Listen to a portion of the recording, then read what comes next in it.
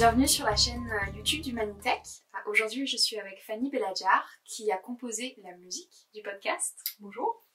Et l'idée, c'est de vous raconter un petit peu comment on a travaillé pour arriver à la trame sonore que vous écoutez à chaque épisode. Fanny et moi, on s'est rencontrés l'été dernier lors d'un incubateur en fait technologique culture. Ouais, Zoo, incubateur Zoo pour les entreprises.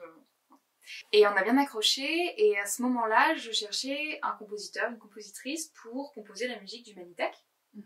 Donc j'ai approché Fanny et je lui ai demandé, je lui ai d'abord exposé le projet. Je t'ai raconté que j'avais envie de faire dialoguer donc 3 milieux, la recherche, l'industrie puis l'artistique autour d'une nouvelle technologie. Et que je voulais vraiment une musique qui contienne l'ADN du podcast. Ouais. Oui, c'est ça. Puis tu m'avais dit également que tu voulais une musique originale, parce qu'on avait discuté aussi des musiques sur internet que tu peux acheter déjà, qui sont déjà composées, mais c'est vrai que rapidement tu peux tomber sur des musiques qui sont pas spécialement associées directement à ton projet, puis c'est difficile de les adopter du coup. Je t'ai donné quelques indications. Je voulais que ça soit jeune, je voulais que ça éveille la curiosité, je voulais que ça soit technologique ou que ça incite à s'intéresser aux nouvelles technologies. Et t'es partie en espèce de recherche. Une des premières phases, en effet, avant de passer directement à la création, c'est de tâtonner un petit peu des références, de se poser des questions. C'est quoi ce que tu veux? Qu'est-ce que t'écoutes? Qu'est-ce que t'aimes bien? En radio, en podcast? Envoie-moi des liens, je vais écouter ça. Je t'avais envoyé Sophie Tucker, je t'avais envoyé ouais. Et même en podcast, il me semble, tu m'avais envoyé aussi un podcast. Et là, t'es arrivée avec du coup une première proposition qu'on écoute.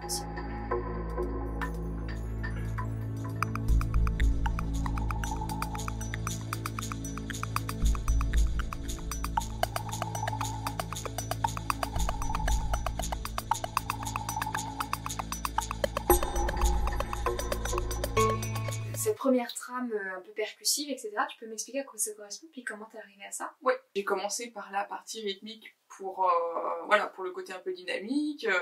Oui, je préférais commencer par la partie rythmique plutôt que la partie mélodique. Je pense que c'est quand même essentiel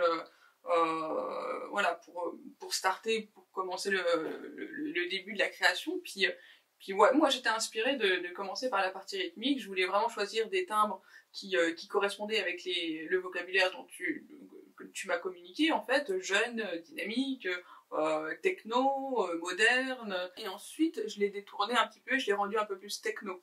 Donc j'ai mêlé un peu des sonorités de travail manuel à des sonorités un peu plus beat techno. Puis quand on écoute la trame uniquement rythmique, c'est ce qu'on entend en fait. C'est ça, et à partir de ce moment où cette trame-là m'a beaucoup plu, puis je me suis dit oui, c'est vraiment dans ça que j'ai envie d'aller.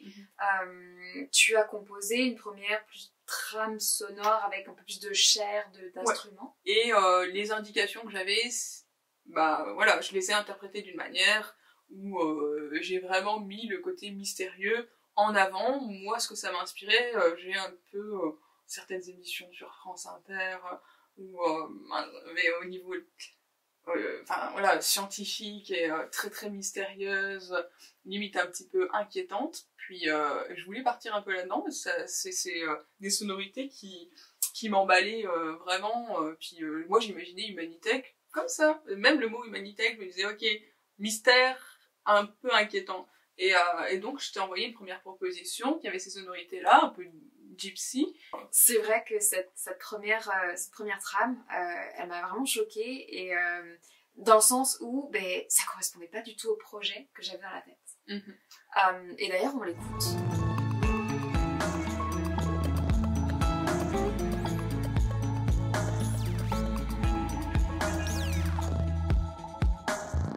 Après ce revirement où je t'ai exprimé le fait que c'était une belle musique mais que ça correspondait pas à l'ADN, tu es reparti en recherche.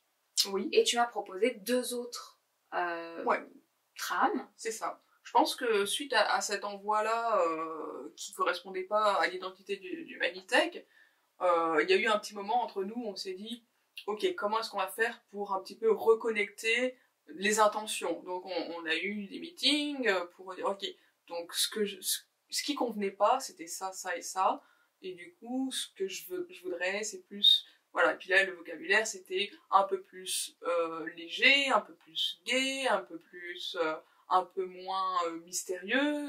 Donc j'avais toutes ces indications-là pour repartir sur une nouvelle mélodie. Et il y en a deux d'ailleurs que tu m'as soumises, qu'on va écouter, une un peu plus japonisante et une qui est celle que j'ai choisie finalement pour Humanitech, donc on va écouter les deux.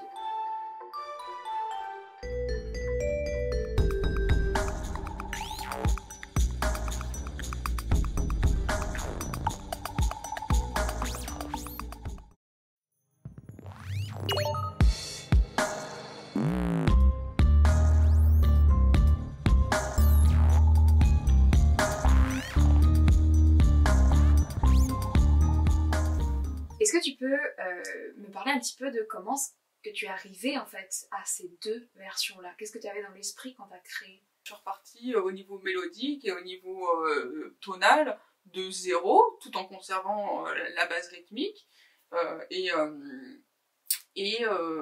La partie japonisante, en fait, elle est calquée sur la version finale de la musique du Humanitech, mais dans une tonalité différente, puis avec des sonorités choisies, comme tu disais, un peu japonisantes, volontairement pour le côté joyeux et sautillant. Moi, c'est vrai que c'est une version qui me plaisait beaucoup, mais j'avais l'impression que ça teintait un petit peu trop le podcast vers un côté asiatique qui n'était pas forcément ma vision. Ouais. Donc c'est vraiment pour ça que j'ai préféré, et là j'ai vraiment adoré cette dernière trame sonore.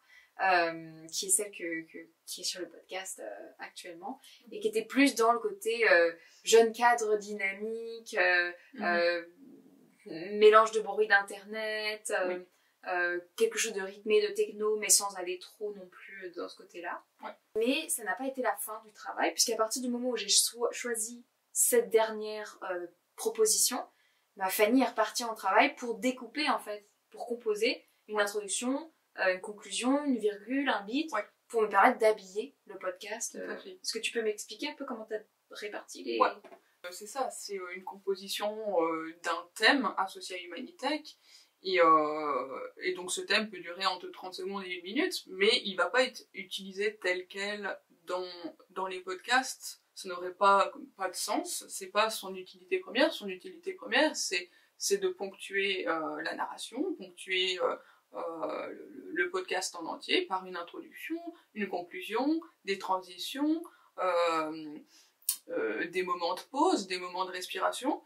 Donc à partir de ce moment-là, quand on sait justement tes intentions de ponctuation un petit peu de ton podcast, je prends le thème, je prends ce qui a été validé et je le décompose, façon de parler, mais en plusieurs parties, pour que ces parties-là puissent être utilisées un petit peu comme bon te semble, en fait, dans les podcasts que tu crées. Et donc du coup, c'est comme ça que la musique d'Humanitech, ou c'est comme ça que les différents morceaux de cette musique me permettent de monter chaque épisode.